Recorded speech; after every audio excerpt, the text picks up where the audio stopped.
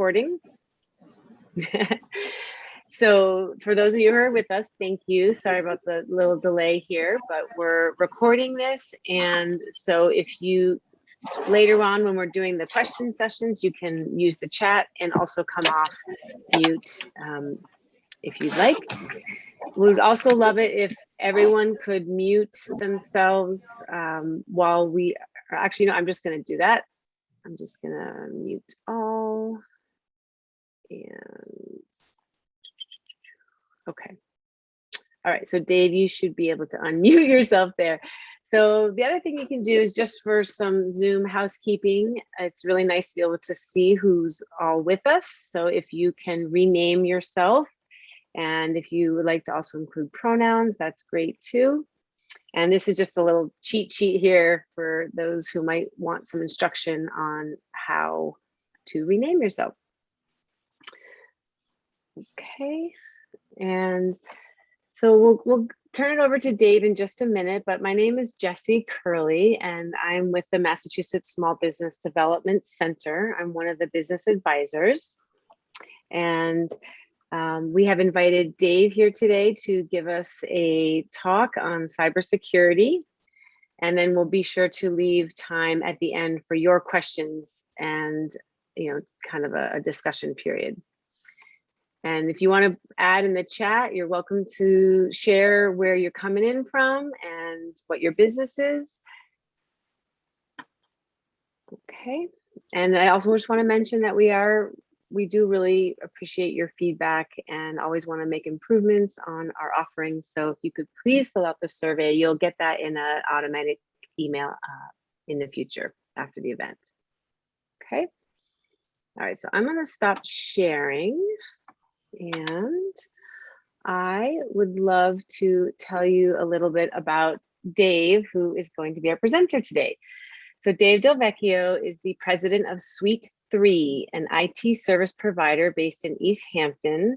Many of you here already know them, but for those of you who don't, they have been in business. What are you up to now, Dave? 30? Something? 30, well, our initial incorporation was 31 and a half years ago. So last year, COVID torpedoed our plans for a 30th anniversary party. Good, so we'll have to have another celebration. But yeah, so Dave's been doing this a while and is really dedicated to our area. And the services that they provide are specializing in supporting clients who have a regulatory or a business that they need to keep their data secure. Dave is the current treasurer of the Greater East Hampton Chamber of Commerce. He serves on the Industry Advisory Board for the Computer Science Department at Western New England University. And when he's not doing all that work stuff and his day job, he plays bass in a 90s cover band. And it sounds like you're looking forward to doing some gigs soon. I don't know, have you gone back to in-person performances yet? Yes and no. We're working on it. Our lead singer and guitarist are twin brothers, and they are currently doing an acoustic duo thing, but they're itching to get back to doing the full band. So hopefully this fall we'll get a couple things lined up. Let's hope so. I gotta rebuild my calluses first. That's right. That's right. Excellent. All right. Well, if you have any questions, I'll be keeping an eye on the chat. But Dave, are you ready for me to turn it over to you? Yeah, ready to roll. I'll go ahead and right. work on getting my screen shared here. Okay. Desktop 2, here we go. And I think what I'm going to do is I will see if this works. Oh, I'm going to mute. That's funny. Usually, do you see the screen that says security awareness and other boring topics? I can see your screen, yes. Okay, perfect. And and just so we're clear, it's not the one with my notes, correct? That is right. That is right. Good. I've made that mistake before where I've been like 2/3 of the way through a presentation and realized I was sharing the wrong monitor. So good. All right. Normally it puts like a red box around the screen, and it didn't this time, but it says my screen is sharing. That's why I was double checking. Excellent. Okay, good. You're good. And I pinned your image so everyone should be able to see you, and we'll just keep everyone on mute unless you are going to be coming off for a question. Okay. Sure. Sounds good. So to begin, thanks for your time today, of course. And I know we've got about an hour and 15 minutes. I've pared down the slide deck a little bit while adding some new content because you can't watch the news and not realize that the environment we're working in is so dynamic. And so bringing this up to date with some new information, this was perfect timing given some of the news articles and news stories that are out there. I always like to say it's cybersecurity awareness and other boring topics because I doubt any of you were looking forward to talking cybersecurity today. It's usually considered a somewhat dry topic. I'm going to try to keep things light, particularly through the use of things like memes. So security is easy if you want to just bury your head in the sand, which unfortunately isn't really an option for most businesses these days, simply because the security landscape has changed and the threat landscape has changed. So we're going to explore that as we move forward. The challenge is that I've always felt that the phrase cybersecurity is a little bit of a misnomer because the dictionary definition of the word security is the state of being free from danger or threat. And when it comes to cybersecurity, you can never be 100% secure. You can only reduce the likelihood. And so the idea is putting together the right framework and the right plan to mitigate the risks as much as possible, hopefully to a state where you can be as free from danger or threat as possible. Unfortunately, you've got to be right every time in defending your data and what's important to you. A malicious actor only has to be right once. And so, making sure that you're mitigating the risks of any sort of a threat is the best we can do. So I've broken the presentation up into 3 sections, tweaked the middle one in particular, and even the third, the most in this from any folks that might have seen my presentations in the past. The first third, we'll talk about identifying the problem. What is it that's changed in the last 10 or plus years in terms of the cybersecurity landscape and what's new? Why is this a bigger issue than it was in 2011? Then we're going to talk about data security frameworks, which is, the framework is really just a fancy name for a plan. How are we going to create a plan to address those risks? And then we're going to talk about what you can do to help. I've pulled out some of the content from that section that were more user specific, things like being wary on Wi-Fi networks and how to recognize an HTTPS website instead of HTTP, for example, because this is, from my perspective, the folks that would be registering for this are probably either involved in IT or information security for the organization. So I want to emphasize what you can do to help is really within the framework and the boundaries of as a decision maker for your organization. And so we're going to talk about some of the key aspects from that perspective. So Jesse gave you my introduction, and many of you do know me, Dave Delvecchio, president of Suite 3. If you want to jot it down, this is your opportunity to grab an email address, or you can search for Dave Delvecchio on LinkedIn. I should pop up pretty close to the top. There's a mayor in New Jersey that I share a name with, but there's not that many of us out there, especially there's one in Springfield whose family, I believe, used to own the Union Street Car Wash because I get asked that question periodically. That's not me. That's not my family. But if you want to find me, please feel free to reach out. You can also, if you don't jot it down, reach out to Jessie, and she can always put you in touch with me if you have questions after the session. I do have Jasmine from our organization in the session as well. Part of the reason is when I do these presentations, she'll monitor the chat. I have the chat minimized because once I get rolling, I'm going to keep rolling. I consider this kind of performance art because I've given this presentation or variations on it so frequently. I tend to get on a roll. But if she needs to break in to get my attention on a chat question, she can feel free to do so. So as Jesse kind of teed up on the outset, one of the reasons why this discussion is more and more important is that you might be operating in a business that has some sort of data security requirement. And as businesses in Massachusetts, we all fall under 201 CMR 17. CMR is the Commonwealth of Massachusetts Regulation 17, which was put in place over 10 years ago. That's designed to establish standards and potential ramifications if you do not protect personal information on Massachusetts residents. What's interesting is that sometimes there are companies based outside of Mass that if they possess Massachusetts resident information, they have to adhere to CMR 17, whether they realize it or not. So if you're an organization that your HR files, I mean, if you have your driver's license numbers or social security numbers on file with your employees, by definition, you already hold personal information of Massachusetts residents. Many industries have industry-associated alphabet soup regulations. The three on the second line are all kind of interrelated. ITAR, International Traffic and Arms Regulations. DFARS is specifically the procurement process for the Department of Defense. They're introducing certain security standards that are referred to as Cybersecurity Maturity Model Certification, or CMMC. So there's a lot of organizations in Western Mass that are involved. We work, for example, with a client that manufactures airplane parts that do get integrated into military aircraft. They're a downstream provider. They have to meet certain DFARS compliance requirements.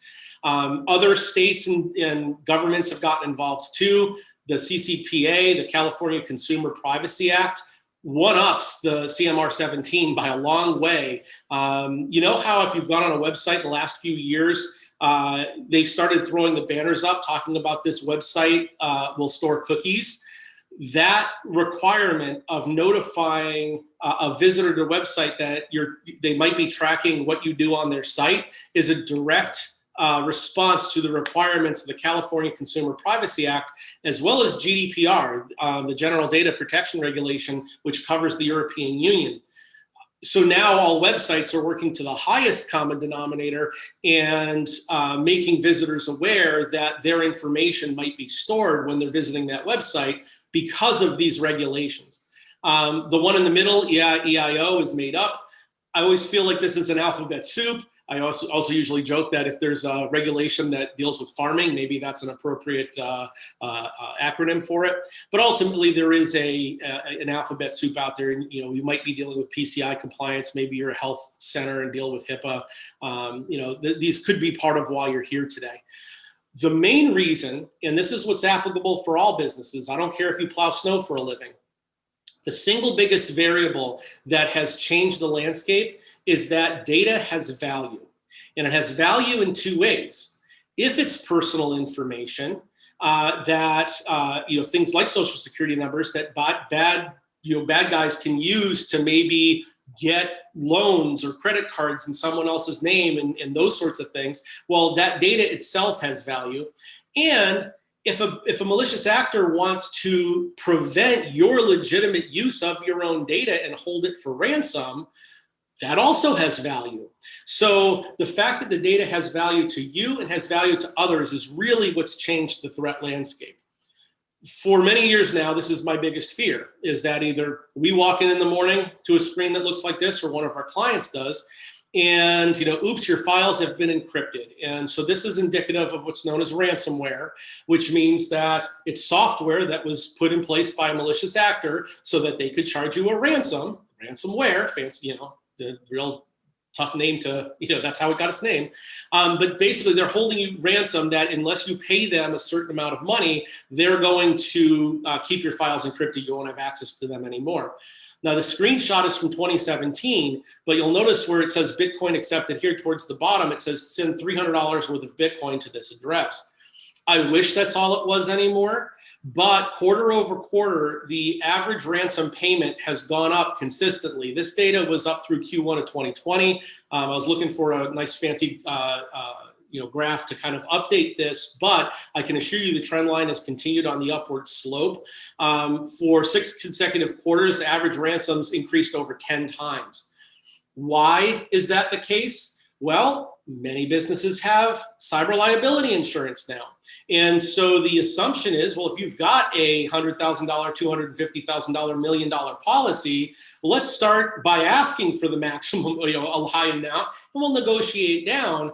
But in many cases, as businesses have been affected by ransomware, the business decision by the insurance company was, it's easier to write the check and decrypt the information than to pay for the recovery from backup, especially if the insurance policy included loss of business revenue, because that recovery process might take weeks.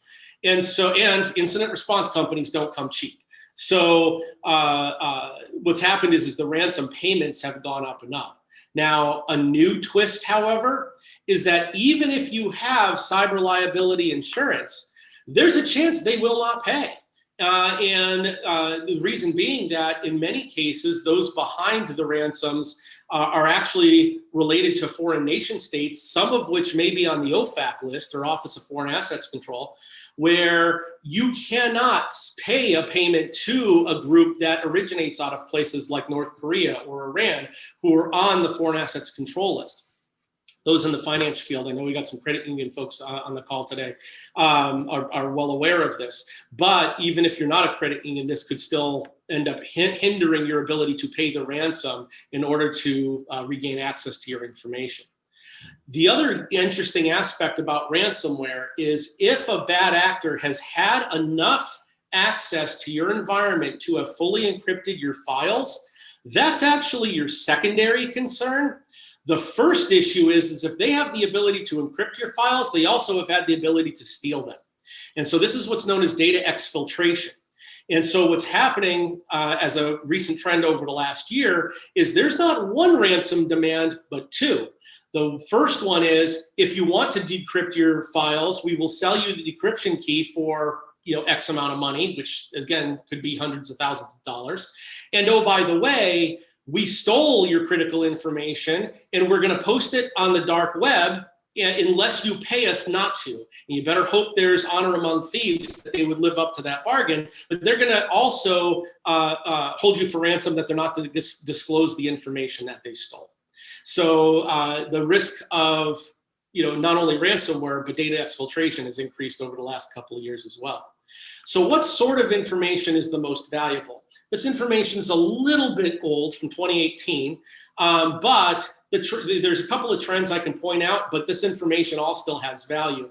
Social security numbers, because obviously you can do things like set up loans or lines of credit with making believe you're someone else and impersonating another person. Personal health information. One of the biggest trends is that one of the things you'll notice under other information, which was at 26%, which has gone up exponentially, is what I truncated as UN and PW. Those are your usernames and passwords, your credentials. And so things like credential phishing, which we'll talk more about later, has become one of the leading ways and pieces of information people are looking to, mostly because people do a poor job of changing their passwords and they reuse the same password in multiple locations. So if you have someone's good username and password, chances are you can use it to gain access to a lot of different pieces of information. It's the gateway to other things. But obviously everything from birthdays to driver's license information, so forth, all has a certain amount of value. Well, what do they do with this information? One of the things that can be done is it can be sold on the dark web. And so as a quick aside, what is the dark web? I found that over the years, some people have this picture of it like it's a special internet or it's some like special place. It's really more of a concept, in that when you're on the internet, if you can use means to obfuscate or basically limit the ability for people to know your true identity or true location, then you can conduct illicit transactions without being caught. And so the dark web is really just a matter of using tools so that as you're doing illicit activities on the internet, it can't be traced back to you. And there have been famous cases. I actually read a book recently about a website. It was one of the first, it was called The Silk Road, which was an illicit website that sold illegal drugs and then got into arms and other things. And the founder of it was like this big time libertarian and thought he was doing this like, worldly service, allowing everybody to buy whatever they want through like a worldwide marketplace sort of thing. It's an interesting story how they ended up taking the founder down. But that's what the dark web is. And there would be websites that would look like this, selling the ill-gotten information. And if you've ever bought a marketing list for a company, the sophistication of this sample site, which has since been taken down, this was one that was busted, looks just like buying any other marketing list, right? Where you would get them, I want to target businesses of a certain size in a certain industry in a certain geographic area, and you can buy contact lists to send emails to or something. Well, in this case, what they're selling are things like social security numbers. And if you want to sit there and say, I only want information on people in a certain zip code of a certain age, it's that sophisticated where you could actually parse out what information you want to buy as part of the data that was stolen and then put up for sale. The interesting thing about this site is, make note of the price per record, and these records do not include birth dates, do not include social security numbers. So they're not as full profile of these individuals, is $8.50 a piece. And I've actually read where a known good piece of information, the more detailed, whether if it includes bank account numbers and those sorts of things, can go upwards of $50, $60 a record. It puts news stories like this into a new perspective. July 2019, Capital One lost 100 million banking applications.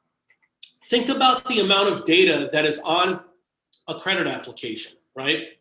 Work history, driver's license number, account numbers, those sorts of things. They lost 100 million applications, even at $8 a piece. That's $800 million haul for the person who stole this information. At $60 a record, you're talking billions and billions of dollars. And so the incentive, financial incentive for bad guys to hunt for data, obviously they're looking for a big payday. And this is one way they get that big payday. But when it comes to, so bring it back down to smaller business. How does a bad guy target me? Well, they've become more sophisticated.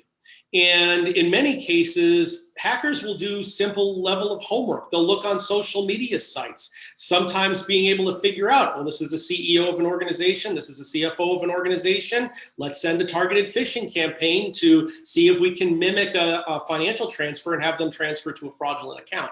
So these are people doing this work as a full-time job, right? And they're doing their homework. At that point, they then kind of lay the trap, might be that phishing email, it might be phishing for credentials. Once they get the information that they're looking for, then they figure out the means of exploitation. How is it we're going to break in? What vulnerability are we going to take advantage of? How do we get access to the information?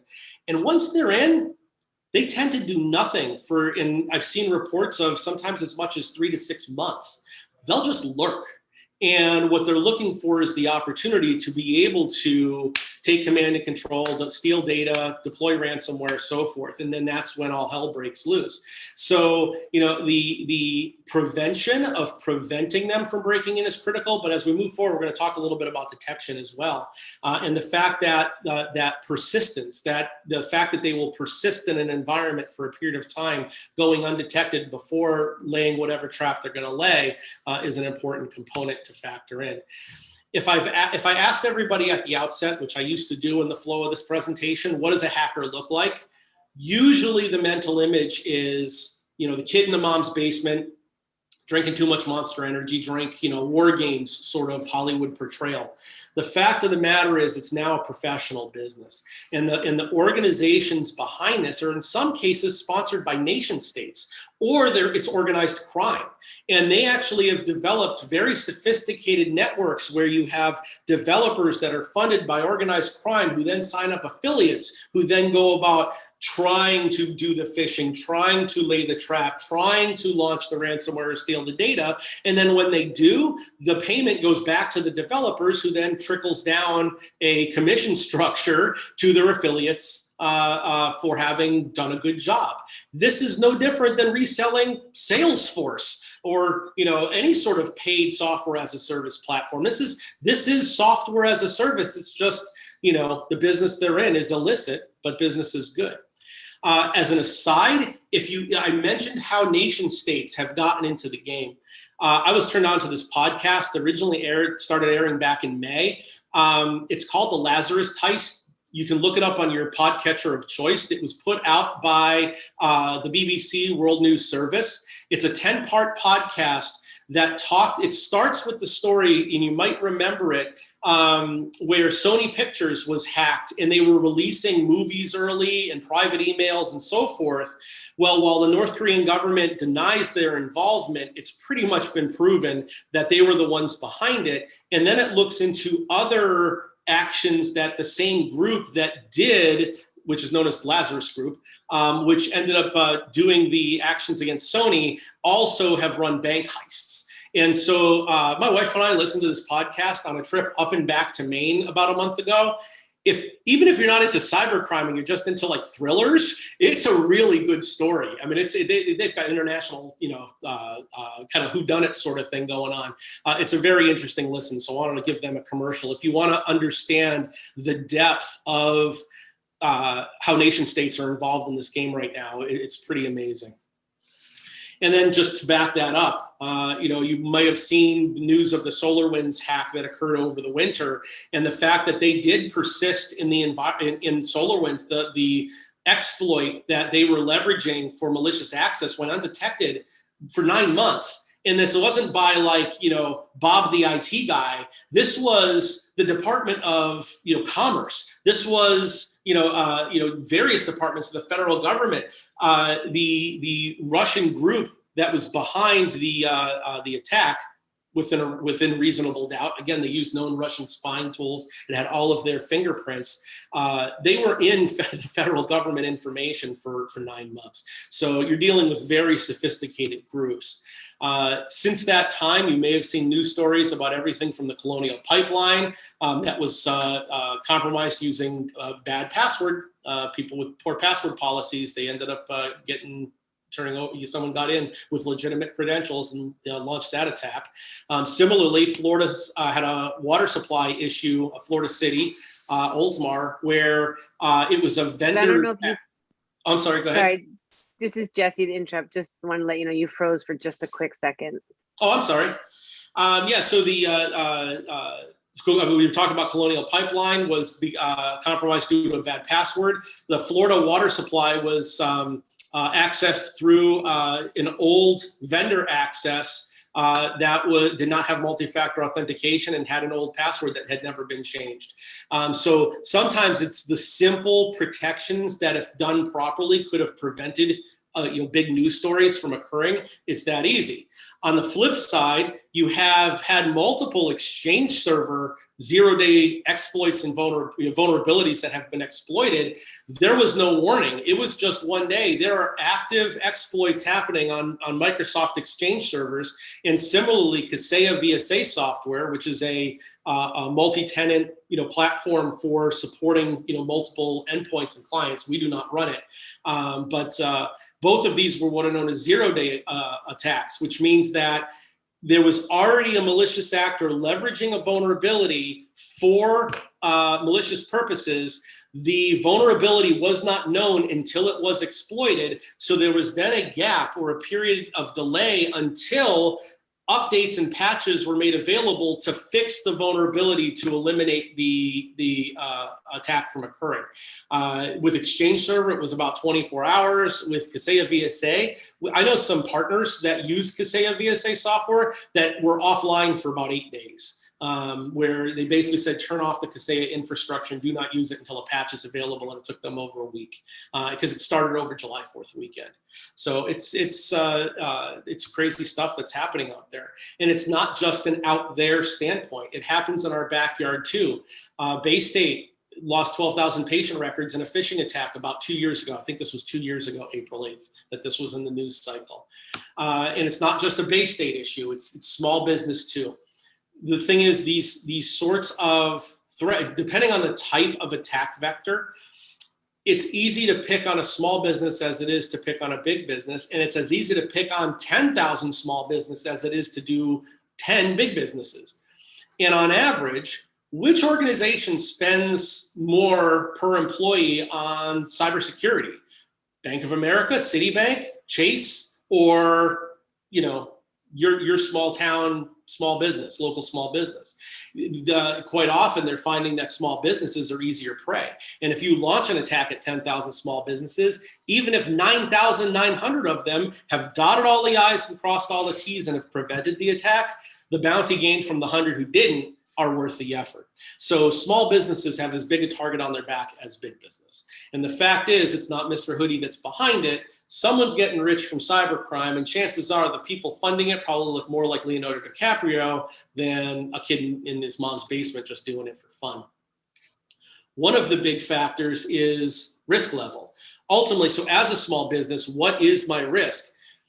Risk belongs to the asset owner. So as we talk about cyber insurance, we'll revisit this, but one of the common misperceptions is, oh, well, we outsource to a provider, whether it be Suite 3 or someone else, we're transferring the risk to them. All of our insurances and risks protect our data. We need our clients to have their own cyber insurance to cover their own risks and their own data, because the data is yours. The data is not ours. So you have to protect your own data. And so, just like, locking the doors and having a security system in your office, you get robbed. It's not the security company's fault. It's you still could contain the risk of loss. It's true in cyber as well. One of the other big risks is trust. And nobody wants to be the one to put out a press release saying we lost 12,000 patient records. And because ultimately you could be losing trust with your clients, with your members, with your whatever segment of the population you're working with or supporting. Ultimately, people are entrusting you with information. You need to be able to look squarely into the camera, or as someone said to me in a cybersecurity training that I attended recently, you need to be able to say anything in good faith that can end with the phrase "Your Honor" in good faith. Right. And so you need to be able to say, we took the proper precautions to protect our information, detect potential malicious access, and then recover as quickly as possible when it was detected, Your Honor. If you can say that with good faith, then you've done what you could do, and hopefully trust won't be broken. Because ultimately, we're all in the position. We need to master what's in our control, because there is so much that's out of our control. We just need to take care of what's in our control, and we'll greatly reduce the likelihood. So that was the freak you out portion of the presentation. Now I'm going to turn it around and hopefully swing you back in the next 45 minutes to leave here with a positive outlook. Because right now, if you leave right now, Sam, I don't know if you're still out there, because you mentioned you'd be going in about the first half an hour. You're leaving on a down note, and I apologize for that. But now let's spin it around. So we started coining the phrase a few years back, keep calm and compute on, which is a takeoff on the whole keep calm and carry on phrase that was used during World War II and the bombing of London. Froze. Oh, I froze again? Just for about 5 seconds. That was it. Okay. Good. So at this slide, so keep calm and compute on was something we came up with a few years ago in order to spin this positive, and it's based upon the phrase keep calm and carry on, which was used by the British government during the bombing of London during World War II. So with all of this negativity that's out there, what can we do that will allow us to keep calm and compute on and not lose way too much sleep at night, even though that does happen to me periodically?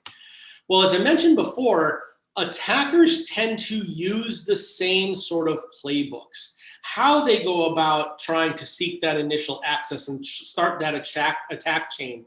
There's patterns that are followed, and if you can interrupt that pattern, understand that you're breaking the use of their normal playbook, so making it harder for them to do their job, having resources in place for rapid, not only response and recovery, but the detection, right? That you pick up that there might be malicious access happening, and help to eliminate those attack vectors when they occur.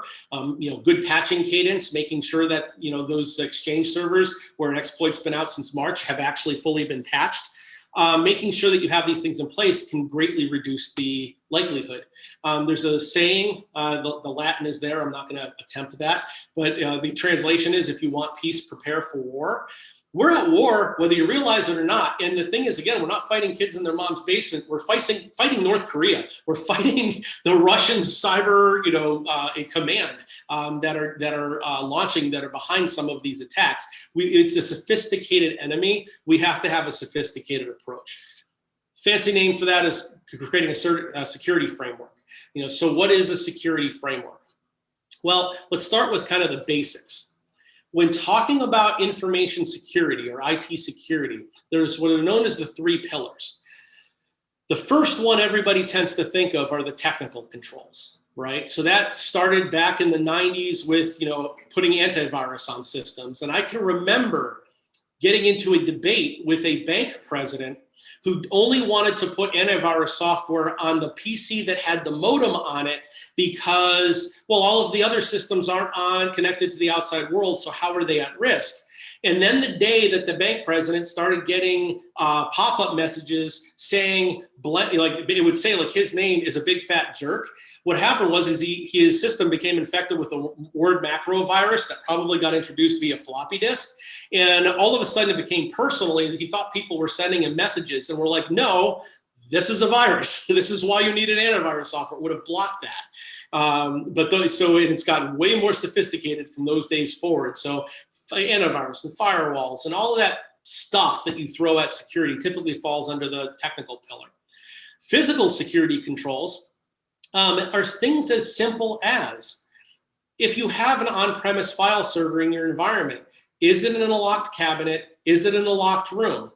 Is access to that room restricted to only authorized personnel? Is there a security camera pointed at the door of that room so you could actually detect if there was potential unauthorized physical access to information? Extend the physical controls that hopefully you have in place to do things like protect your HR data. We have actually right there through that door, I have a locked door with locked cabinets. It's a records room that's between my office and our vice president's office. And the only way to get to our records room is through my office or his office, which are both locked as well. So taking that same concept of physical security that you use for your physical assets and assigning physical security for your electronic assets as well. And then the last piece, which is the one that people think about the least, is administrative controls. And so we'll talk a lot about that. Policies, training, all of the checks and balances of information security. Certain industries have a big leg up on the administrative access of security, and others are playing catch up. And so we'll talk about that a little bit more as well. What we did was, the government is here and they're here to help. And Nist is the National Institute of Standards and Technologies. It's a division of the US Department of Commerce. Realizing that businesses needed a framework, they needed a plan to be able to reference and say, are we doing what we should be doing to protect information? Let's give them a playbook to play by. So we took the Nist framework and started to apply it to the way that we were helping our clients protect information. At its highest level, there are what are known as the 5 functions, which this wheel demonstrates. Identify what data and information you have so that you know where valuable information is stored. Once you've identified where that data lives, you can then best put your dollars behind protecting it and protecting that data in the way that makes the most sense. You don't want to spend all your budget protecting data that has no value while leaving data that is valuable unprotected. So that identification is the precursor to putting protections in place. Then you're going to detect if malicious access is occurring. How would you know if you have a malicious actor in your environment that has been lurking there with persistence over time? And then if they were to trigger an event, what triggers would be detected and how would you respond? And then once response is kicked in, and we'll talk a little bit about incident response, how do you begin the recovery process? So identify, protect, detect, respond, recover are the 5 functions of the Nist framework. In detail, however, when you dive into the depths of Nist, Nist 800-171 revision 2 is the latest kind of full rendition of this. There are 14 categories and 110 subcategories of the various physical, technical, and administrative controls that need to be in place to have a fully Nist compatible approach. I like this graphic because the people who put this together were nice enough to color code it. The purely technical controls are the light blue. The administrative controls, so that have nothing to do with technology, it's mostly policies, procedures, and standards, are orange. And anecdotally, there's as much orange on this screen as there is light blue. Some things are configuration and or hardware software. Those are like the yellow, but ultimately, as you can tell from this graphic, it's a blend of technical controls, physical controls, and most importantly, administrative controls.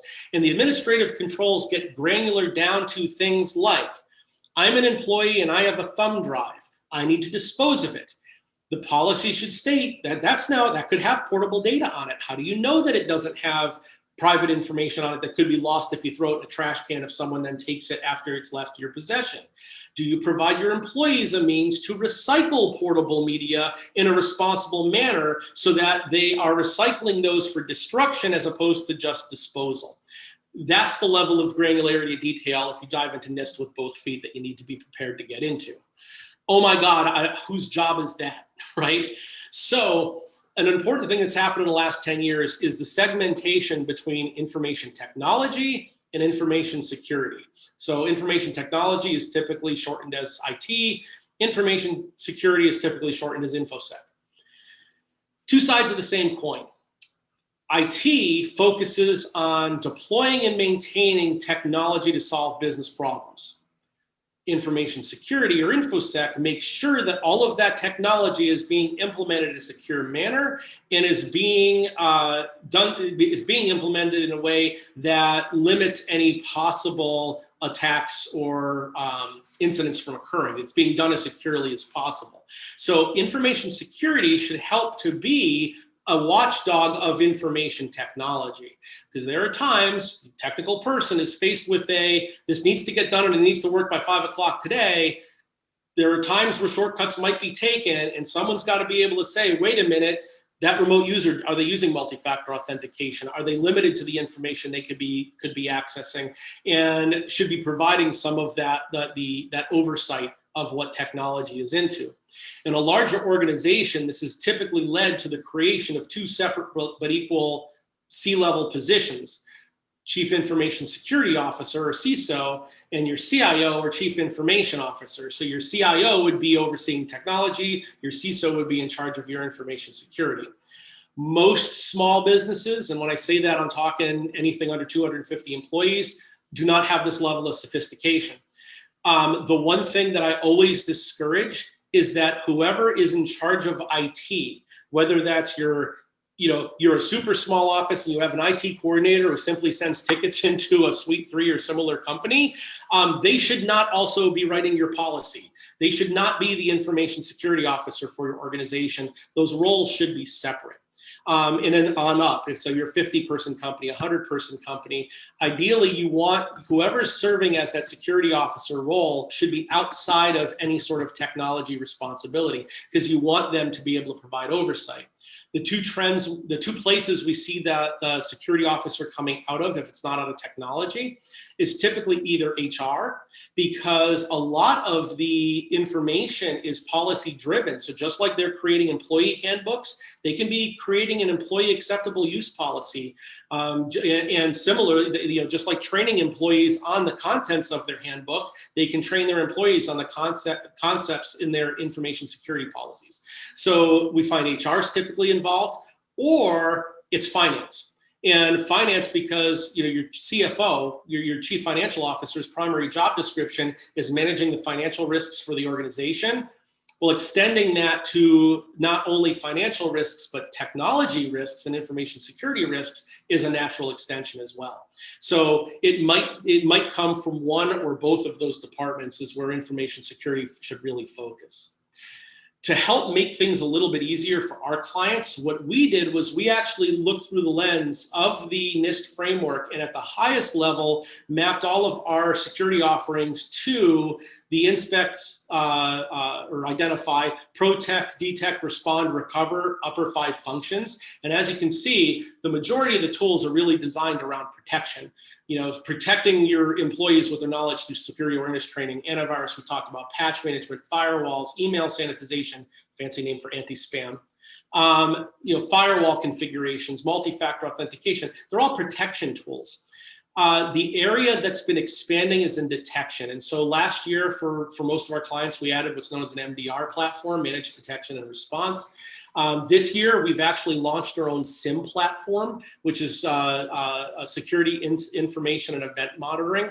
That's a whole further discussion. But if you ever have a security incident without a SIM platform, answering a question like, how did this happen, is ridiculously difficult. We had a client who had an incident that had our SIM platform in place, and we could pinpoint that it was a user they must have had their credentials stolen because their multi-factor authentication program showed that they approved a connection from, I think it was Zimbabwe. It was somewhere in Africa. And the user was based in California. So when their MFA platform, the multi-factor authentication application on their phone said, do you want to connect? They said yes, even though the employee wasn't the one making the connection, and it allowed the bad actor in. We could only figure that out with a SIM platform in place. We wouldn't have been able to determine that otherwise. So it's important to cover each one of these areas. And when we've actually mapped our solutions, we've mapped them not only to that upper level, we've actually driven down into the subsections. So, you know, that fancy map, I'll go back to it. All of these numbers, like 3.whatever, well, our SIM platform is sections 3.3.1, 3.3.3, 3.3.4, so forth, which all has to deal with log aggregation, log auditing, suspicious activity, on-demand analysis, and reporting.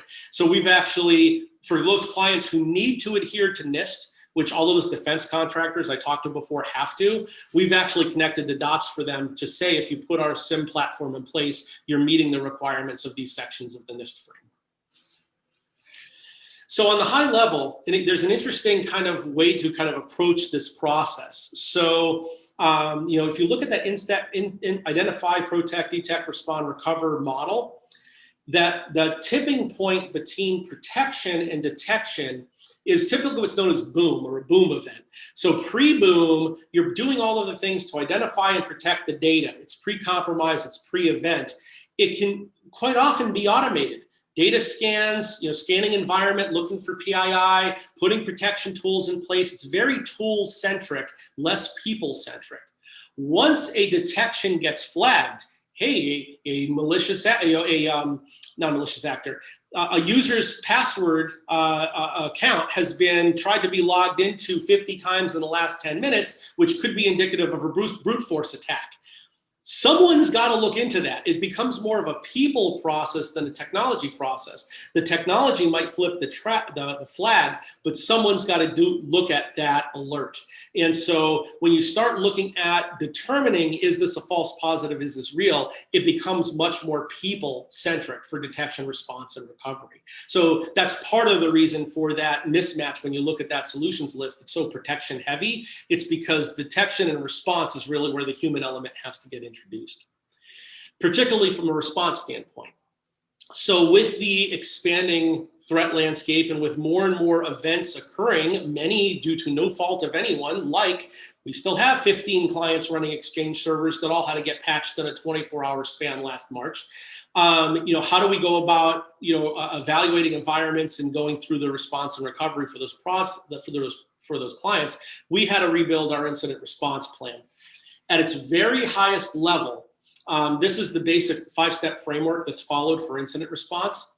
The first thing that triggers it is some sort of a detection of an indicator of compromise.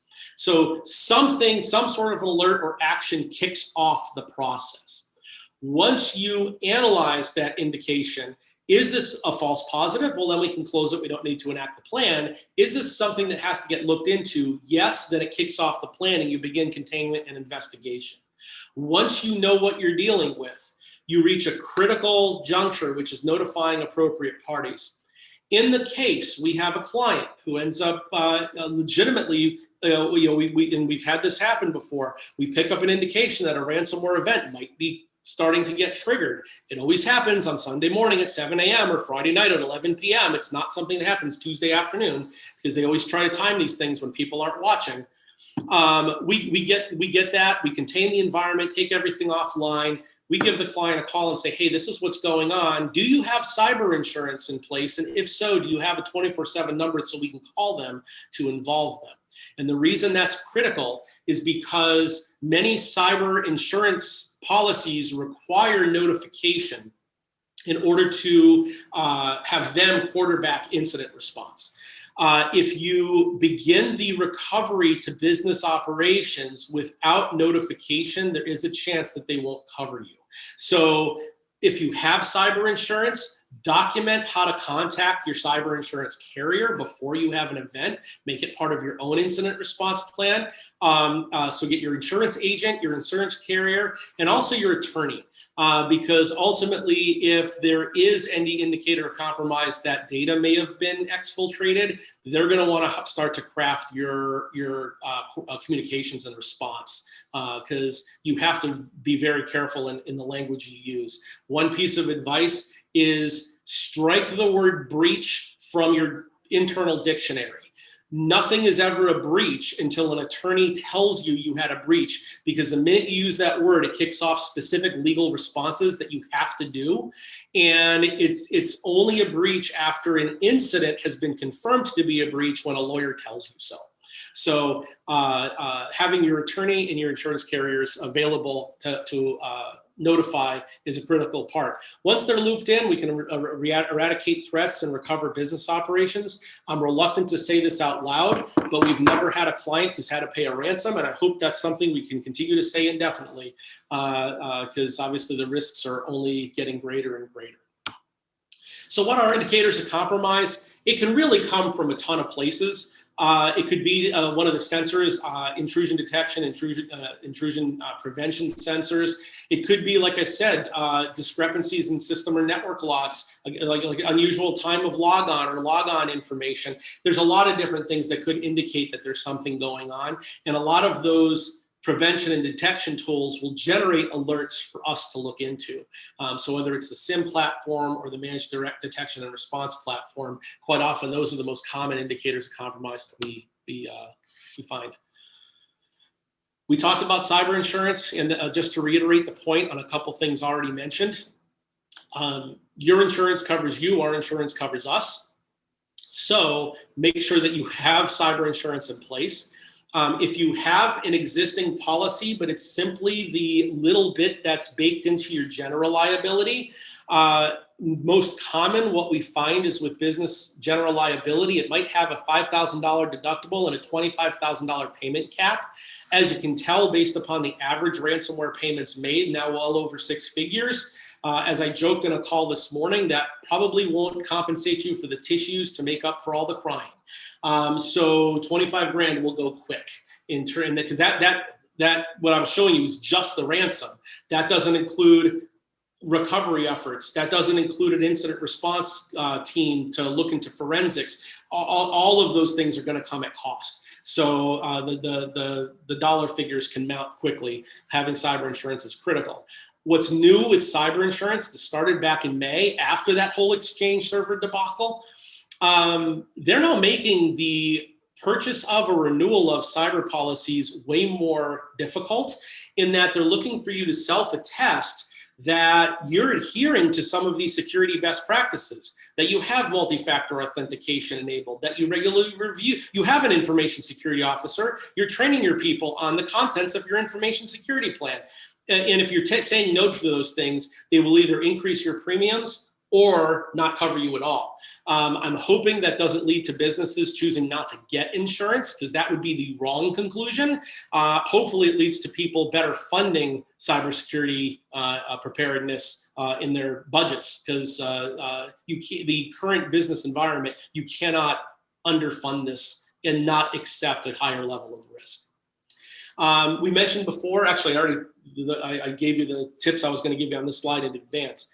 It's important that you loop in legal and you loop in your insurance along the process, because ultimately failure to do so can lead to bigger fines, penalties, or a failure to pay in the course of the event. So again, document those in advance, because when we reached out to companies that had Exchange servers that showed a potential indicator of compromise, so not only were they unpatched and vulnerable, but the tools that were released that allowed us to determine, was there proof that potentially a bad actor had access?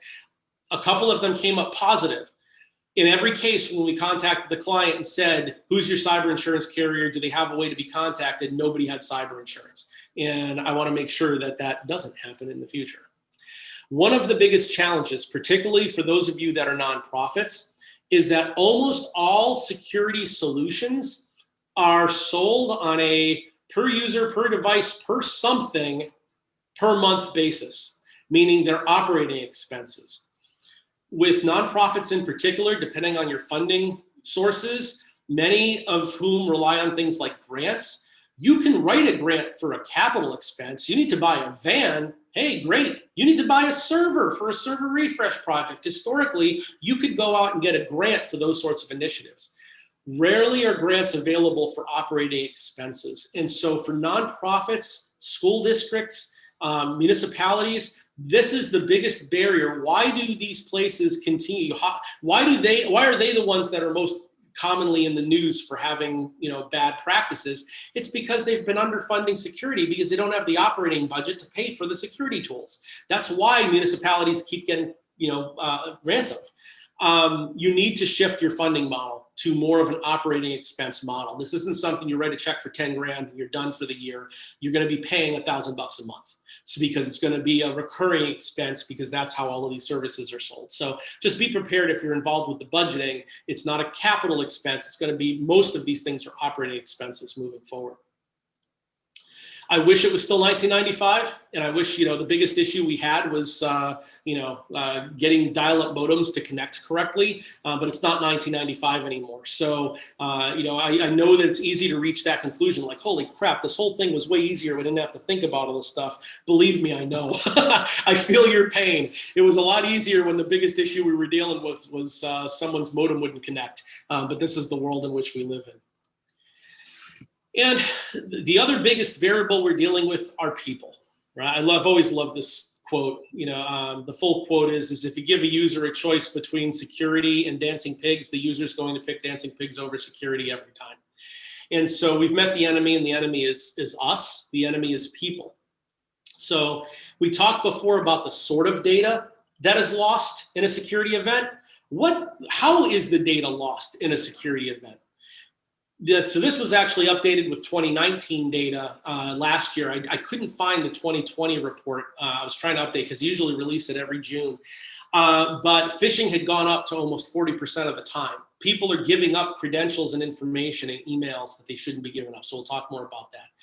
Good old-fashioned hacking, network intrusion, is up to about a third. And that's because these tools that the bad guys use to be able to scan environments and look for vulnerabilities have gotten more sophisticated. So they know ways of potential intrusion that you might not even know to protect against. And so that's increasing that likelihood. There's only so much you can do about lost and stolen devices. I mean, what I've always found interesting about this list is, phishing emails are sort of under your control. Users can be trained how to better spot them. Inadvertent disclosure. I accidentally attached a spreadsheet to my email that included all of the account numbers for our, clients or, some other personal information. Oops. That can be hopefully trained against and prevented. Lost and stolen devices can be prevented, right? There are ways you can hopefully control that. Those are all completely user controllable actions. So hopefully we really should focus on those sorts of things. Because ultimately the tools will only help you so much. I also love this cartoon mostly because it calls me out by name. In this corner we have firewalls and encryption and all these different tools. And in this corner we have Dave. And Dave's human error can undo all of the protections in place if he gives up his credentials and gives someone access that shouldn't have access, right? So the human element has to be factored in. One of the things that we've been trying to move people toward is adopting a security mindset. And so the definition of a security mindset is getting people to care enough about security that they're willing to change their behavior. And that includes not being able to just download a piece of software on the internet and install it willy-nilly. Putting a block in place that prevents that install from occurring, that allows someone to go, wait a minute, is this an approved piece of software, or is this potentially something that could have been riddled with malware and shouldn't be installed in our environment? Blocking people, it can be a good thing because you need to build in these safeguards so that they're protecting them from themselves, that they're willing to change their behavior.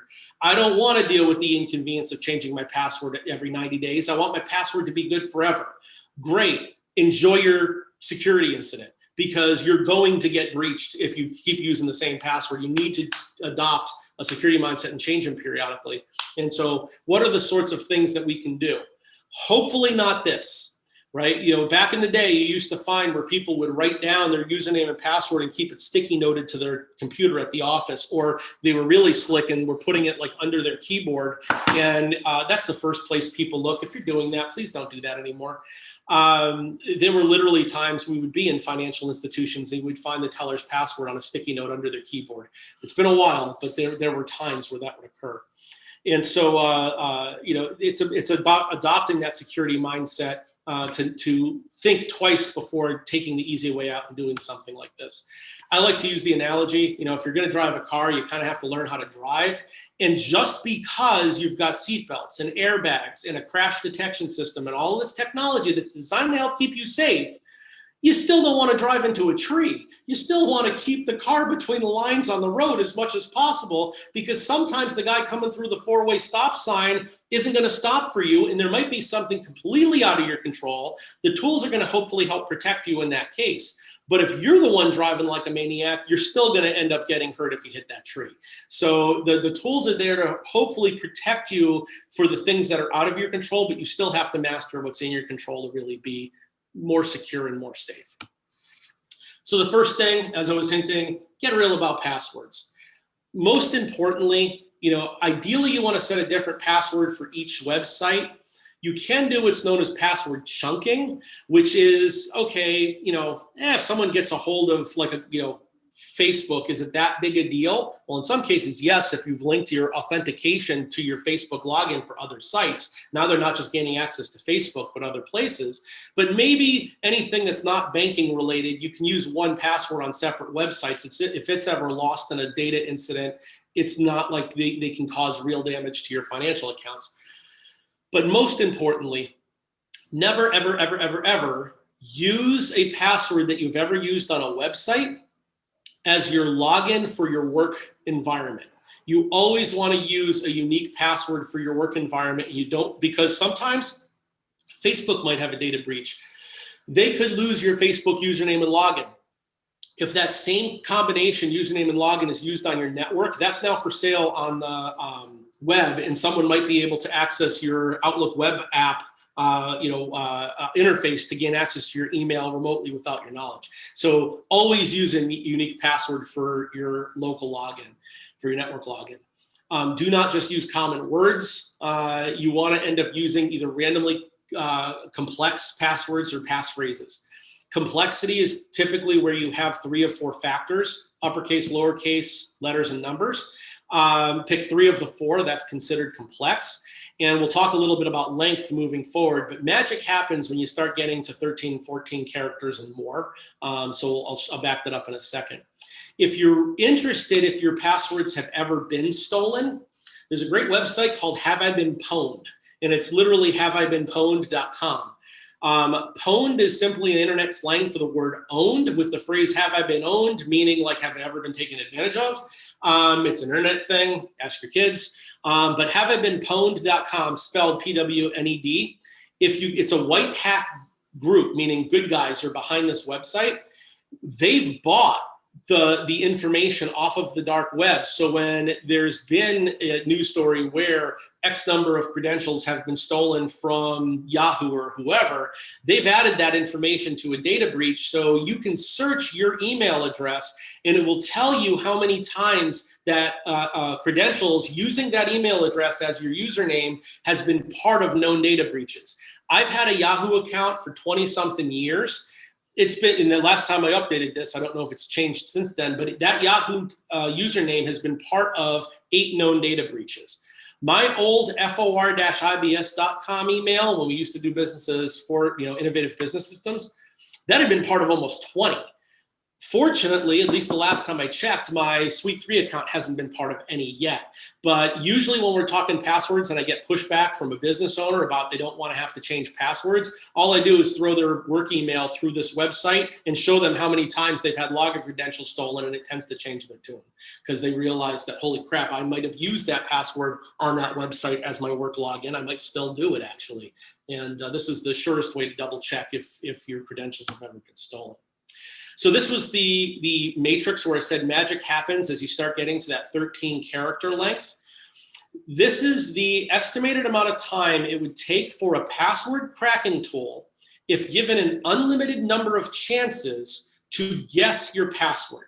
And so it's comparing the matrix, which how long your password is, how many characters, with how complex your password is. So is it numbers only, just lowercase letters, and so forth, up to the highest, which is numbers, upper, lower, and symbols. So you're using all 4 factors to make a complex password. When you start getting into that 13, 14 character length limit, you start measuring in the millions of years. So to protect against brute force attacks, the standard is typically, we usually recommend 12 or more characters, change it every 90 days, enforce complexity, and that's the foundation of a phenomenal password policy. Probably way better than most companies are running today, and it goes a long way towards meeting this requirement. The second piece of advice, besides getting real about passwords, is using multi-factor authentication, which is what MFA stands for, anywhere it's available. It's the combination of typically 2 of 3 things: something you know, something you are, and something you have. So usually the something you know is your password. Something you have might be your phone. Again, we use an application called Duo, which is a multi-factor platform. So if I log into my network, my phone buzzes, and I can either click approve or deny as a second for verification before it logs in. So if I ever get that buzz, I know not to click approve because it wasn't me signing in at that point. What you are or your being is things like your fingerprint scanner. Or some other biometric, or there's actually talk Microsoft is moving towards eliminating passwords altogether, and they're going to combine, do a fingerprint scan, and then approve the multi-factor piece on your phone, and you don't even have to type in a password anymore. I've run that by some information security vendors that we partner with, and they actually said, yeah, as long as you're using two factors, it doesn't matter which 2 of these 3 you use. So if you really have owners complaining, I don't want to have to remember passwords and change them, the future may be fingerprint scanner and multi-factor is a way to get away from having to use passwords in the future. That's avant-garde. Nobody I know is doing that currently, but it is something to consider moving forward. The third thing that we can all do to improve our security readiness is to adopt what's known as the principle of least privilege. Fancy words. When you set up a user account on a new computer, for example, you may have, if you have ever done it, you may recall being prompted, is this a standard user account or is this an administrative user account? Administrative accounts can make changes to the computer that affect all users and affect all aspects of the system. Standard user accounts can't. They basically have the ability to work as a user in the environment, but not make change. Sometimes out of requirements, because some poorly written line of business software may have required you have administrative rights for it to run correctly, or out of laziness, because people want to be able to run the staples, buy a new printer, plug it in, and have it work immediately. People have been running with administrative privileges on their computers and in their environments where they really didn't need it. So the principle is you need to run with the appropriate level of authority that is the minimum you need in order to get your job done. That the minute you start having more ability to make changes to the environment than you need to do your job, if your credentials are ever stolen and a bad actor gets the environment, then their ability to wreak havoc is that much higher than it would be if you were using a lower privileged user account. So we're actually doing reviews of our clients, and one by one, it's painstaking and it can be painful sometimes, actually removing administrative access for users and environments so that if anybody falls victim to a phishing email and a malicious actor gains access to the environment, we can contain the damage that they would be able to wreak. Fourth item on the list. Expect a data loss, so protect your data. For many industries, I know we've got some credit unions on the call, we're doing disaster recovery tests annually to actually run through the process of simulating what would happen if we had to recover from the backup system. Most small businesses do not pay the $2,000 to $3,000 that it's typically going to cost to run a DR test. to actually do a day and a half, 2-day recovery, and then write up a report on the back end to verify that a DR test was run, and if it was run successfully, lessons learned, so forth. But you get what you inspect, not what you expect. Every time we run a DR test, we learn something that makes the next one better. And every time we run it again, we learn something that would make the next one better. They're never perfect. And you never want the first time you're doing a recovery to be when you really need it to work. So I would strongly encourage, if you've never scheduled a DR test for your environment, to actually do, we like to call a tabletop recovery. If you're one of our clients, talk to us about that, because it's definitely a good idea to do if you can work that into your budget. So let's talk a little bit about phishing, because phishing, this was from 2019, but phishing is the top security threat to business. This is the means that bad actors are using to get in the environment most frequently. This is my favorite slide in the deck. Best defense is a healthy dose of skepticism. Skeptical dog. I love the skeptical dog. If you adopt a healthy dose of skepticism and treat every email as suspect until it proves itself legit, you will become a phishing, expert on how to spot phishing emails. Because sometimes it's easy. The first sentence of this email kind of demonstrates, you have received this email because we have strong reason to believe that your Amazon account has been recently compromised. I'd like to think Amazon has a spell check and wouldn't send something where they ask you to click the link below towards the bottom of the screen. There's an above average chance that this is not a legitimate email.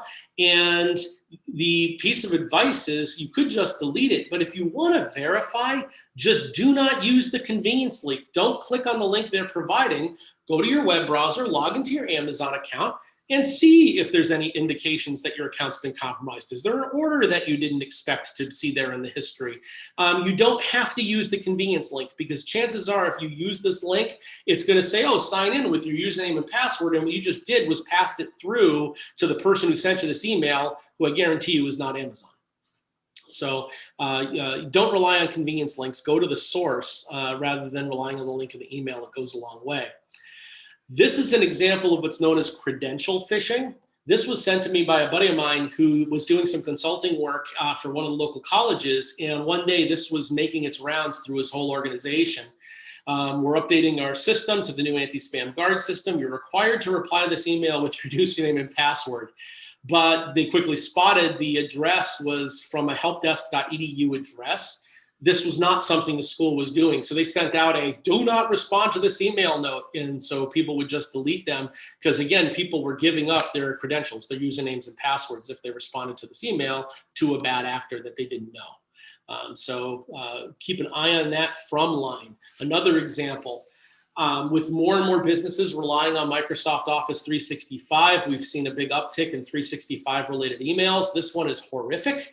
The graphics are terrible, but the first thing that you spot is this email is not even from Microsoft. It's from beamcraft.ca. So, why would they be contacting me about my password expiring? If you click keep same password, they'll probably prompt you to enter your password and you just gave up your credentials. So again, keeping an eye on the from line. I need to follow my own advice more closely, because I got this email a while back the day I happened to be setting up a new Mac at my house. Apple ID was locked to security reasons. We've detected a sign-in from an unknown device. I'm like, holy crap, did I do something when I set up my new iMac at the house that would have prompted this? And I stared at this email for like an eternity, because it looks like one of the Apple emails. It's nice and clean with the logo. And I finally realized the from was not from Apple, but it was some random numbers at .tech that I've circled towards the top. And I'm like, oh, this is crazy. Again, deleted the email, logged into my Apple ID. Everything was hunky-dory. It was bogus. I verified it. In a business environment, be careful of any messages, especially if there's call to actions on things around HR, payroll, benefits, insurances. COVID was a big topic for a while. We find in corporate environments, these things that add a sense of urgency to employees are often the ones that end up people click links without thinking. This takes you to an unknown SharePoint site from a bizarre, sending address, but you have a secure payroll message. I always instruct folks, if you're getting a message from HR about an HR benefit and you weren't expecting it, contact your HR department, and they'll lead you and let you know whether it's legit or not.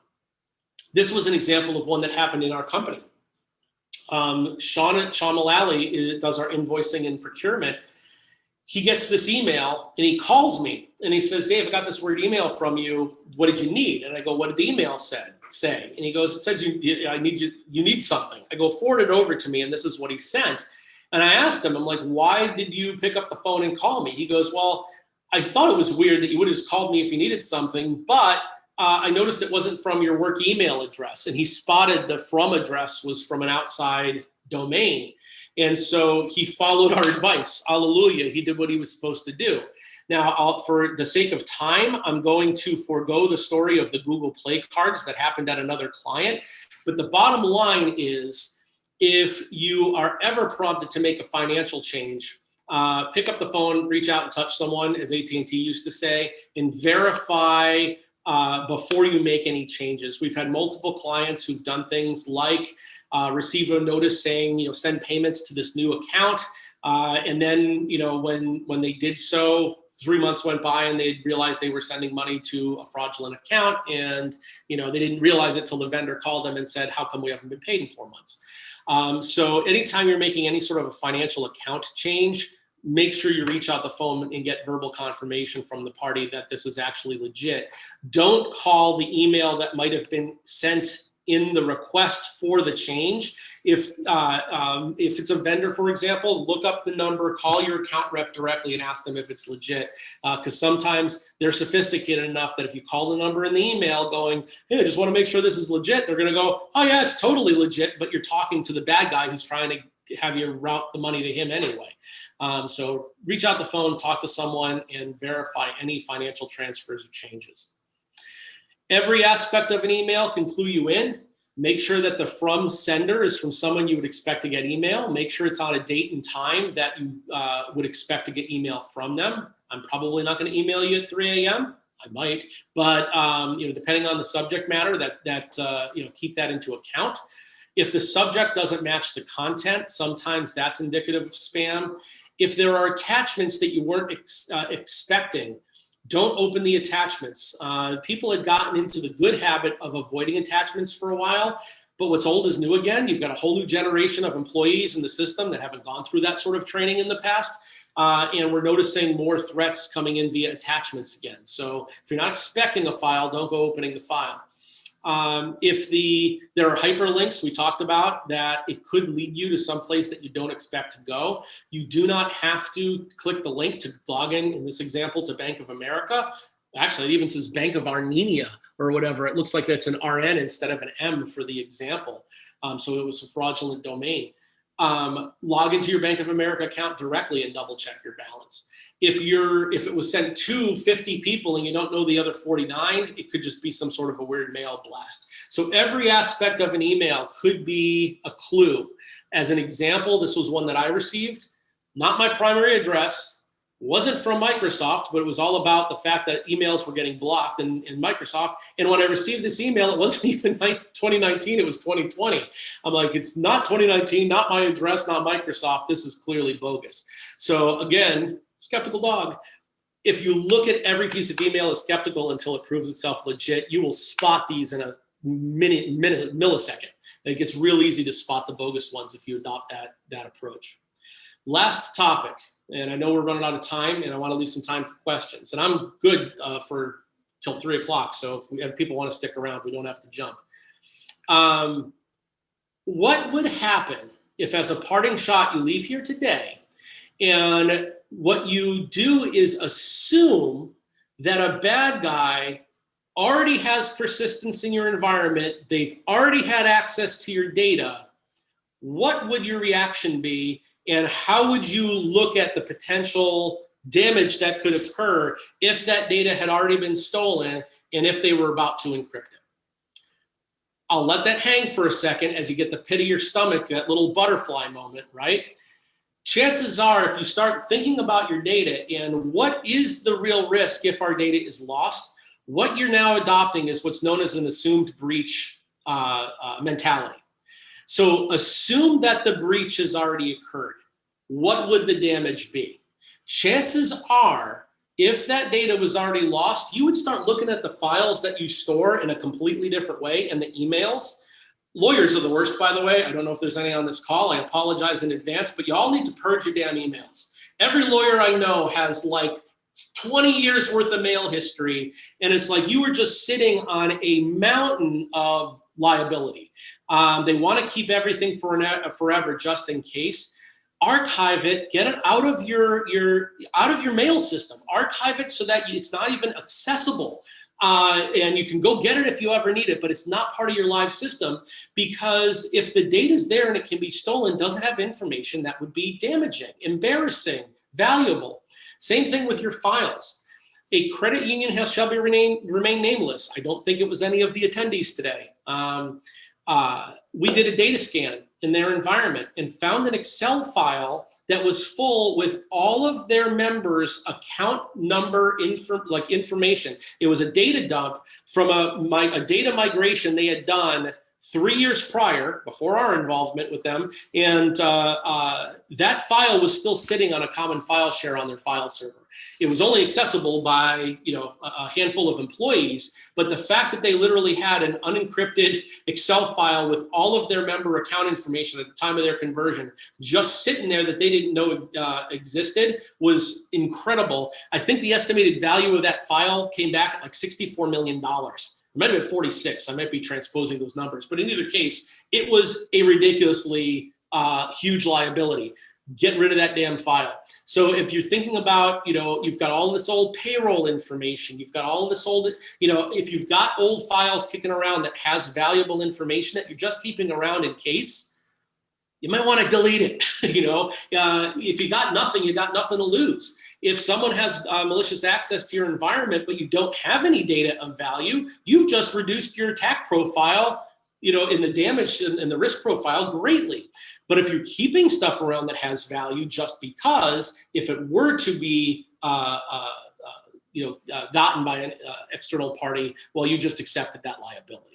So to adopt that assumed breach view as you start taking a look at your environment, and if you started looking at your stuff as if someone already had access to it today, what would you not want them to have access to? You might find that delete button is reached for a lot more frequently. So ultimately, it's a mix between ease of use and security. I always like to say we can make an environment 100% secure. You wouldn't be able to access it either. You wouldn't be able to get any work done, but it'll be secure. Ultimately, it's about opening up enough access that people can still do their work, but do so in a secure manner. Hopefully you've gained some takeaways from today. The beauty of training is you're going to go back to work and apply some of this, hopefully, but then over time, impact is going to drop off. There are subscription-based security awareness campaigns that are available.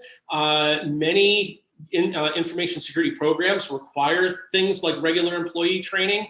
So trying to have your employees sit through an hour and 15, hour and 20-minute presentation is a big ask. But the subscriptions tend to be like 10, 15 minutes a month. And it gives them kind of a nice little overview and drips and drabs over time. So if it's something you're interested in, we can talk about that at another time too. Knowledge is power. Hopefully you're leaving with some today. And the last note is my email's on the bottom of the screen again if you want to jot it down. But do follow us on social media. When we post, we tend to post to Twitter, Facebook, and LinkedIn. And if you just search for Suite 3 on any of those platforms, you'll find us. When we changed our company name and started doing business as Suite 3, LinkedIn wouldn't let us change our hard copy link, whereas the other two platforms did. But if you search for Suite 3, we will come up on LinkedIn as well. And so follow the company in one of those three places. We don't spam those accounts too much. Usually what gets shared is relevant information, security information that people need to be aware of. So, Dave. Yes. It's Jasmine. There's my camera. Stop my share and come back on screen. It looks like we have a really good question from Dave Howe in the chat. And it's, we get this one a lot. It talks about, so if you have a really highly complex, long password, can you lessen the time that you change them? Yeah, and this is where, Dave, in your particular case, because you are a credit union environment, I would verify this with whoever your information security partner is. But typically what we've always seen is there is that trade-off. If you are going to be more strict on complexity and longer passwords, you can extend the amount of time before you have to reset it. I know in our case, we still change them every 30 days, which I think is crazy, even myself. You know, if you start going to 14 characters or more, I think changing every 90 days is appropriate. But more so than the policy itself, this is where I was having a conversation. You might know the name with Nate from Greyvock, who is an information security company out in the eastern part of the state, and we share some clients with them. I got in a debate with him about this topic one day, and he actually said, you know, if you're using multi-factor authentication, or you start introducing a second factor for login, then you could even push it out to a year or more. So again, it's looking at your policies, your access policies in total. The more strict you get, yes, you can get more lenient in other areas. But if you really want to get lenient on your password policy, implement multi-factor on your network logins, and you can basically almost eliminate passwords, make them way easier to deal with. Again, in that case, being a credit union, as long as you can justify it to the NCUA or the Division of Banking, you're good to go. But generally, the password policy I offered, 12 characters, 90 days change, complexity, those parameters are typically ones that we've instituted in financial institutions, and that's where they've passed muster in that vertical, who have been the most highly regulated industry out there, because they actually have auditors from multiple groups who've been coming into their environment annually for 15 years. So, were there any other questions in chat? I see I have 13 unread chats, but I didn't actually see them. Oh, I see. Okay. Yeah, and if anyone wants to unmute and ask a question live that way, we can do that as well.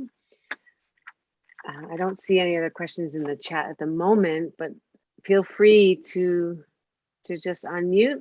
I hope you can all see why we invited Dave today. He makes a really scary and overwhelming topic kind of fun and light and humorous, but also really thorough and informative. And I just really, every time, Dave, I appreciate learning from you over the years. It's great how you bring it all together, and you've got great images on your slides too. So thank you.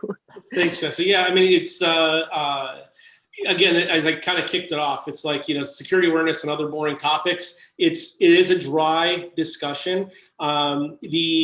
I appreciate, I didn't know until about 10 minutes before the presentation, Jesse started going over the attendees list with me. It definitely seems like the folks that are coming in are folks that are involved with either IT or security in their organizations in some level.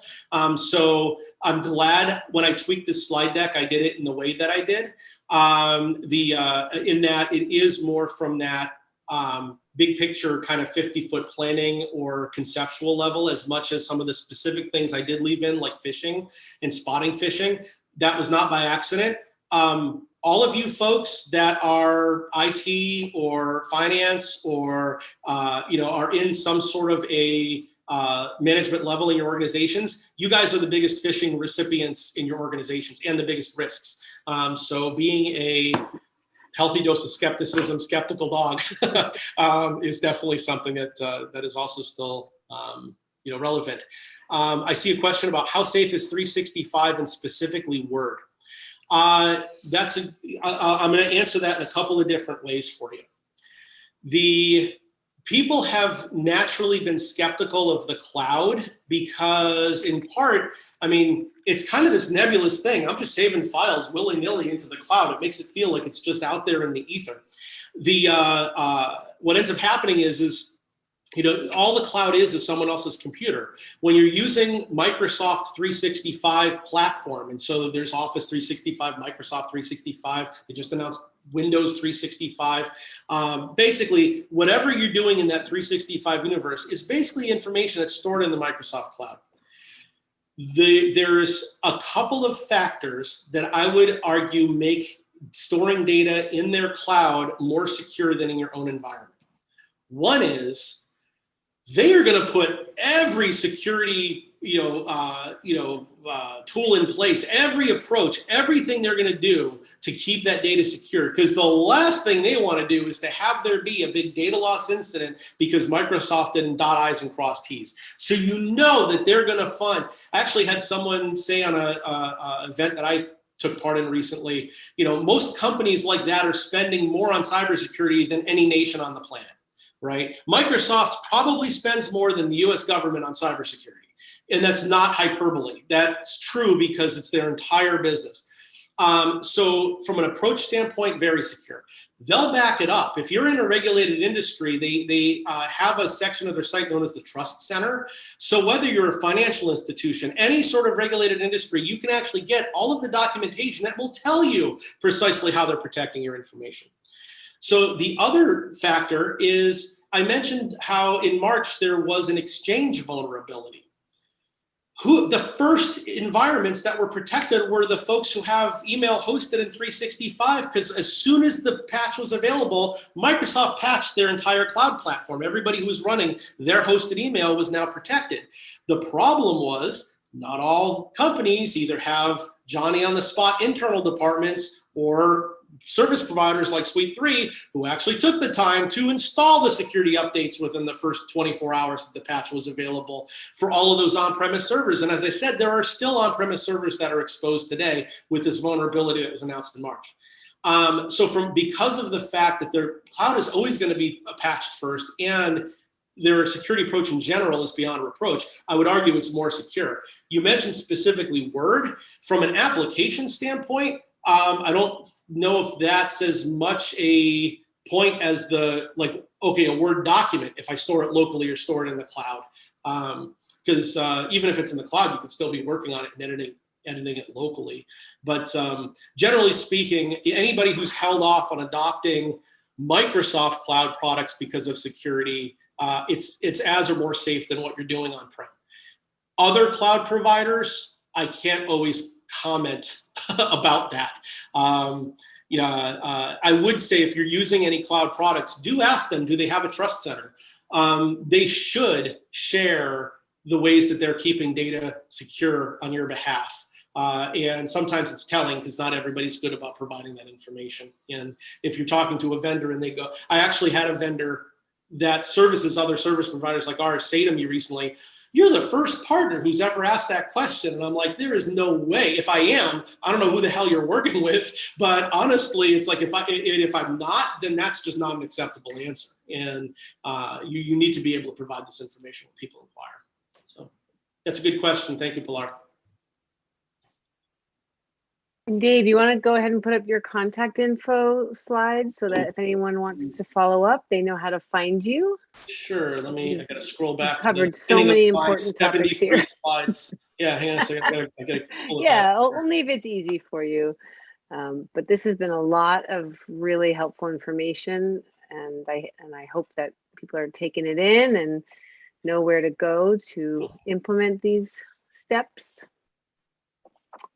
There we go. Now we're gonna, what are we sharing here? Not desktop 1, that's you. I don't think we missed any questions in the chat. So this is kind of an offer again. Anyone want to ask a question? We have a little more time if you'd like. Going once. Going twice. Well, what do you think, Dave? Is that a wrap? I think that's a wrap. Again, if anybody thinks of a question after the fact, feel free to ping me. Happy to answer your questions. Or again, you can direct them to Jesse at the Small Business Center there, or whatever. What's the fit? I don't. MB. No. Yeah, I know. MSBDC. I always end up wanting to go MBSDC, and then I can never remember the acronym correctly. So Massachusetts Small Business Development Center. Yes, and I will put my email up as well. Looks like there's one more question. Oh no, it's just, sorry, Jesse. Yeah. Oh, perfect. But yeah, jcurley@umass.edu if you want to shoot me a question. You've also got Dave's, but this has been fantastic, Dave. Thank you again so much. for your time and all of your wisdom and your humor. And I hope everyone has a good day and can make them more cyber safe. Very good. Thanks, Jesse, for the invitation. Thanks, everybody, for your time. All right. Take care, everyone. Bye. See you, Jesse. Bye. Thanks, Dave.